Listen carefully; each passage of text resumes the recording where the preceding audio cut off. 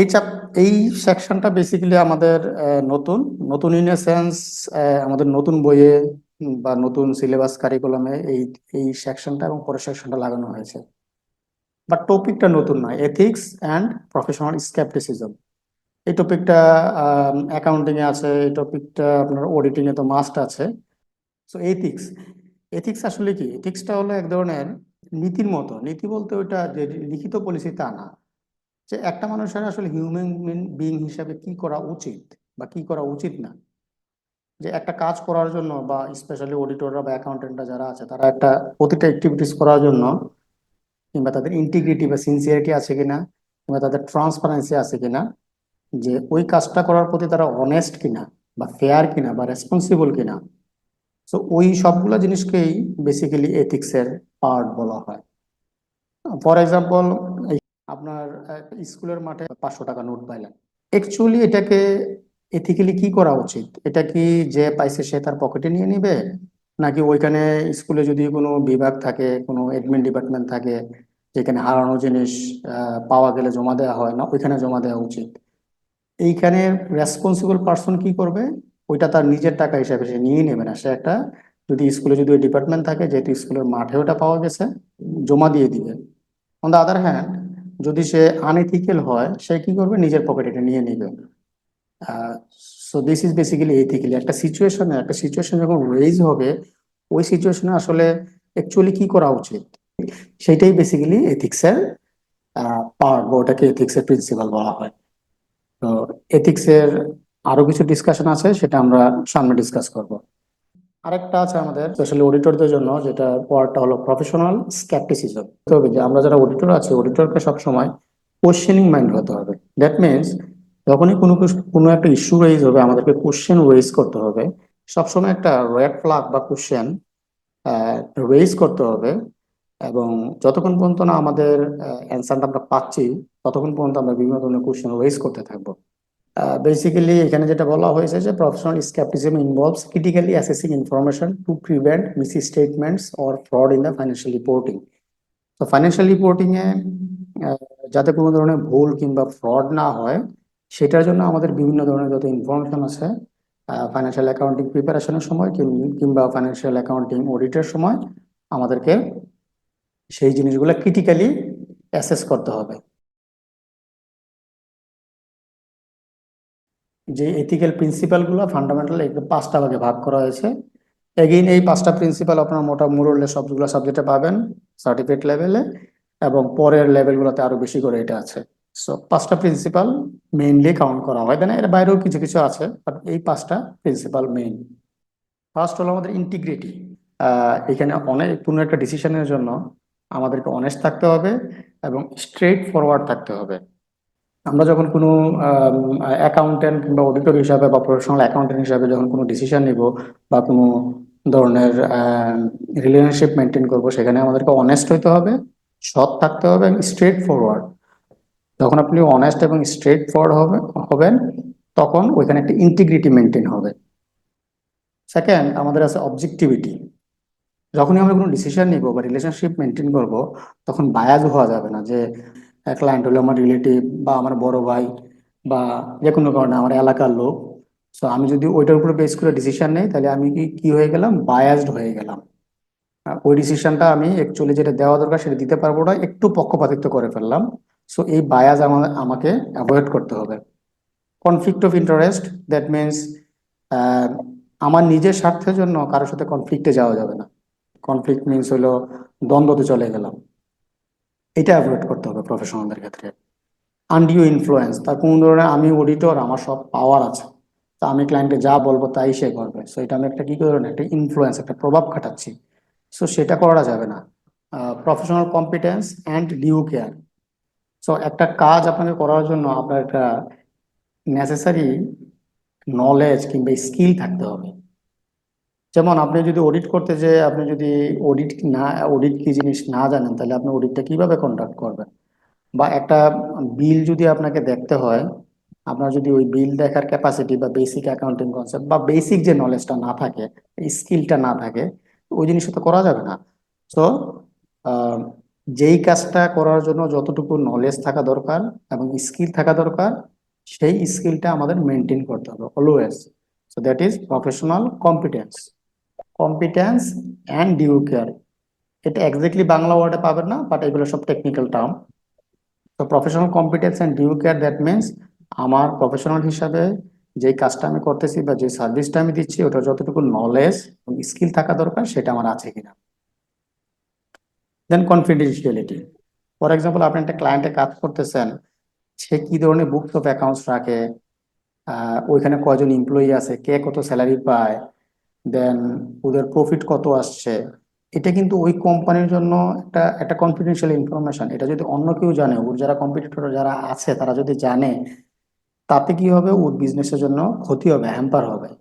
তো আমরা যেহেতু থার্ড পার্টি ইনফরমেশন নিয়ে কাজ করতেছি, বা অডিটররা যেহেতু থার্ড পার্টি ইনফরমেশন নিয়ে কাজ করতেছে, আমাদেরকে ওই কনফিডেন্সিয়ালিটি মেনটেন করতে হবে। দ্যাট মিনস আমরা যে ইনফরমেশনটা পাবো, সেটা আমরা নিজেদের স্বার্থে বাইরে এটা শেয়ার করতে পারবো না, আনলেস আদারওয়াইজ। এখানে মাথায় রাখতে হবে লিগ্যাল অব্লিগেশন বা প্রফেশনাল অব্লিগেশন থাকে। লিগ্যাল কি, যেমন একটা ক্লায়েন্টের একটা কেস হয়েছে, কেস হওয়ার পর এটা নিউজ পেপারে এসে গেছে, আসার পরে এখন আম, এটা কোর্টে গেছে বা পুলিশের কাছে গেছে, তখন আপনার কাছে অডিটর হিসাবে আপনাকে বললো যে আপনাকে ডকুমেন্ট সাবমিট করতে হবে, এখানে কি কি দেখছেন বা কি কি ডকুমেন্ট আছে।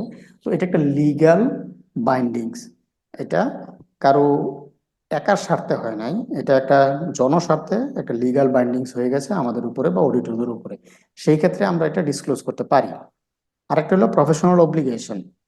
একটা কোম্পানিতে একটা ইরেগুলারিটিস আছে, তো সেইটা বোর্ড অফ ডিরেক্টর বা ম্যানেজমেন্টের সাথে কথা বললেন, তো ওরা এটা বলতেছে না, এটা আমরা এইভাবেই করব, ওয়েদার এটা ভুল হচ্ছে বা এটা করলে অনেক ক্ষতি হতে পারে।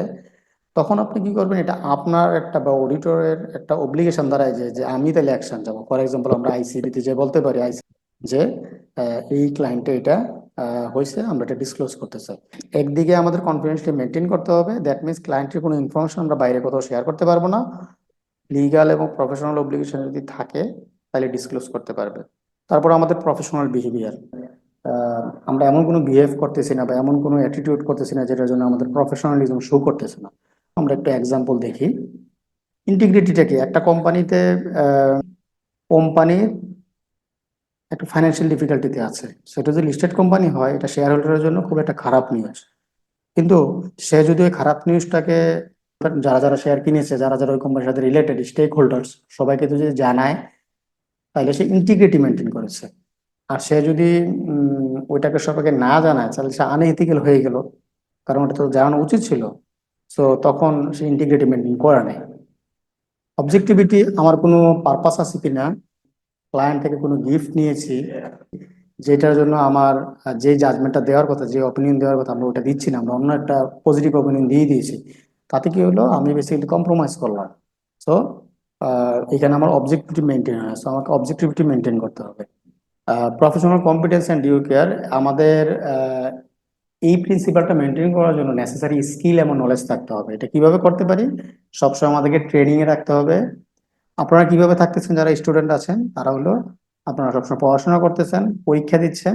সো নেসেসারি নলেজ গুলা এবং স্কিল গুলা আপনারা অলরেডি অবটেন করতেছেন। সো অলরেডি কিন্তু আপনারা প্রফেশনাল কম্পিটিশন ডিউ কেয়ারে আছেন। পরীক্ষা বা এক্সাম হলো এটার একটা পার্ট। কনফিডেন্সিয়ালিটি, এখানে যেটা বলা হয়েছে যে একজন অ্যাকাউন্টেন্ট, সে থার্ড পার্টির কাছে একটা ইনফরমেশন ডিসক্লোজ করে দিল, তার মানে কি, তার কোম্পানির যেটা কনফিডেন্সিয়াল বা যে ইনফরমেশন তার কাছে থাকার কথা, সেটা সে না রেখে অন্য কারোর কাছে বলে দিয়েছে। সো সে কনফিডেন্সিয়াল মেনটেন করে নাই। সো এই জিনিসটা করা যাবে না। কনফিডেন্সিয়াল প্রিন্সিপালে আপনাকে কনফিডেন্সিয়াল মেনটেন করতে হবে। দেন প্রফেশনাল বিহেভিয়ার, এটা হলো কোম্পানির কোনো একটা ম্যানেজমেন্ট একটা অ্যাকাউন্টেন্টকে প্রেশার দিল যে তোমার একটা একটা ডকুমেন্ট ফলস করতে হবে বা ফলস বানাইতে হবে। সো বাট অ্যাকাউন্টেন্ট যদি বানাই ফেলে, তাহলে সে প্রফেশনাল বিহেভিয়ার মেনটেন করে নেয়, কারণ একজন প্রফেশনাল অ্যাকাউন্টেন্ট এটা করা উচিত না। So এখানে থ্রেটস অ্যান্ড সেফগার্ডস। তো self interest threat, self interest থ্রেটটা হলো, এটা নামেই বোঝা যাচ্ছে যে আমার কোনো ইন্টারেস্ট আছে। সেলফ রিভিউ থ্রেট, এগেইন নামেই বলা আছে রিভিউ, আমি যে আমার কাজ যদি আমি রিভিউ করি, তাহলে এটার জন্য একটা থ্রেট হয়। যেমন একটা অ্যাকাউন্ট্যান্ট সে লাস্ট ইয়ারে যেই কাজটা করছে এই বছরে এসে সে অডিটরের কাজ করলো, মানে নিজের কাজটা নিজেই রিভিউ করলো। ঠিক আছে, তো তখন কি হবে, সে আসলে তো যে যেটা অ্যাকাউন্টেন্ট যেটা প্রিপেয়ার করছে সে যদি রিভিউ করে, তাহলে তো সে এখানে নিউট্রাল থাকতে পারে না, বায়াস হয়ে যাবে। সো এখান থেকে ক্রিয়েট হচ্ছে self review threat, advocacy threat.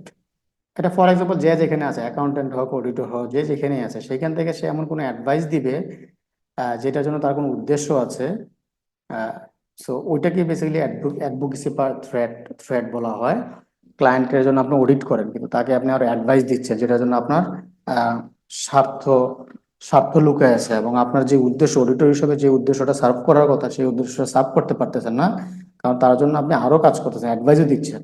ওইটার জন্য যেই রিস্কটা রেইজ হচ্ছে বা যেই থ্রেটটা রেইজ হচ্ছে ওইটাই হলো অ্যাডভোকেসি থ্রেট। ফ্যামিলিয়ারিটি থ্রেট, এটা কি ফ্যামিলিয়ারিটি, তার মানে আমি তাকে পূর্বে থেকেই চিনি, আগে থেকেই চিনি। তো ইভেন কিংবা আমার সে রিলেটিভ হতে পারে, আমার কোনো বড় ভাই হতে পারে, বা আমার প্রিভিয়াসলি যেটা বললাম আমার গ্রামের লোক হতে পারে। সো এটার জন্য আমি যে তাকে পুরো পরিচিতির জন্য আমি যেই সার্ভিসটা তাকে প্রপারলি দেওয়ার কথা, যে জিনিসটা আমার প্রপারলি চেক করার কথা, সেটা হয়তো আমি চেক করি নাই। সো সেইটাই হলো ফ্যামিলিয়ারিটি থ্রেট। কারণ আমি যদি ক্লোজ থাকি তাহলে তো আমি প্রপার অডিট বা প্রপার কাজটা করতে পারবে না। ইন্টিমিডেশন থ্রেট, বেসিক্যালি আপনাকে প্রেসার করা। যখন আপনাকে থ্রেট দিল বা আপনাকে বললো যে আপনাকে এই কাজটা করতে হবে, এটা না করলে এই হবে সেই হবে, তখন এটা ইন্টিমিডেশন থ্রেট হিসাবে কাউন্ট করা হয়। ডিরেক্টলি ইনডাইরেক্টলি প্রেশার ক্রিয়েট করলো, তোমাকে এটা করতে হবে, বা থ্রেট দিল, সো ওইটাই ইন্টিমিডেশন থ্রেট। সো আমাদের বেসিক্যালি এই পাঁচটা থ্রেট এবং এটা এগেইনস্টে সেফগার্ডও আমাদের মেনটেন করতে হবে। বাট এই অ্যাকাউন্টেন্ট বা অডিটরদের জন্য বা প্রফেশনাল অ্যাকাউন্টেন্টের জন্য all over the world same. Then এখানে এখানে কিছু এক্সাম্পল আছে। সেলফ ইন্টারেস্ট, এখানে একটা অডিটরের কথা বলা হয়েছে। একটা অডিটর, সে একটা অডিট করতেছে কিন্তু ওই কোম্পানি সে শেয়ারও কিনেছে। সে তার তার একটা ইন্টারেস্ট আছে, সেলফ ইন্টারেস্ট আছে। সো সে পার্সোনালি শেয়ার কিনেছে। সো এই জিনিসটা করা যাবে না, এটা যদি করা হয় তাহলে সেলফ ইন্টারেস্ট থ্রেট রেইজ হবে। সেলফ রিভিউ থ্রেট, একটা অ্যাকাউন্টেন্ট বা অডিটর সে ওই ফাইন্যান্সিয়াল স্টেটমেন্ট প্রিপেয়ার করলো এবং ওইটা আবার সে নিজেই রিভিউ করলো, বা প্রিভিয়াস ইয়ার সে প্রিপেয়ার করেছে এই বছর সে অডিট করলো, তখন এটাতে সেলফ রিভিউ, তার মানে নিজের কাজ নিজেই রিভিউ করতেছে, এটা থেকে সেলফ রিভিউ থ্রেট রেইজ হয়েছে। অ্যাডভোকেসি থ্রেট, একটা ওর একটা অডিট ক্লায়েন্টকে একটা অন্য একটা সার্ভিস দিলেন আপনি, যে কোনো একটা সার্ভিস, এখানে সেফগার্ড আছে। আম, এখানে অনেকেই দুইটা সার্ভিস দেয়, বাট আপনি সেফগার্ড মেনটেন করতে হবে। দ্যাট মিন যে কাজ করেছে, যে প্র্যাকটিক্যালি অডিট করেছে, সেই যদি আবার ট্যাক্সের কাজটা করে, ক্যালকুলেশনটা করে, সেই ক্ষেত্রে ইভেন ইন্টারনাল অডিটের সার্ভিস যদি দিয়ে থাকে, তারপর আরো আদার সার্ভিস আছে, সেই সার্ভিসগুলো যদি দিয়ে থাকে পাশাপাশি সে অডিটরও হয়, সেই ক্ষেত্রে অ্যাডভোকেসি থ্রেট রেইজ হয়। ফ্যামিলিয়ারিটি থ্রেট, একটা একটা ক্লায়েন্ট আছে অনেক পুরাতন, ওইখান থেকে কোনো একটা গিফট দিয়েছে, ওরা মাঝে মাঝে গিফট দেয়, অনেক বড় বড় গিফট, কিংবা স্পেশাল কোনো বেনিফিট নিচ্ছে, তখন ফ্যামিলিয়ারিটি থ্রেট রেইজ হয়। ইন্টিমিডেশন থ্রেট, একটা ম্যানেজার বা একটা সিনিয়র লোক বলল যে যদি একটা কাজ ফাইন্যান্সিয়াল স্টেটমেন্ট যদি চেঞ্জ না করে বা ফাইন্যান্সিয়াল স্টেটমেন্ট যদি কিছু ভুয়া ফিগার না দেখায়, তাইলে তাকে চাকরি থেকে বাদ দিয়ে দিবে। তার মানে তাকে থ্রেট দিল। সো বেসিক্যালি এটা হলো ইন্টিমিডেশন থ্রেট।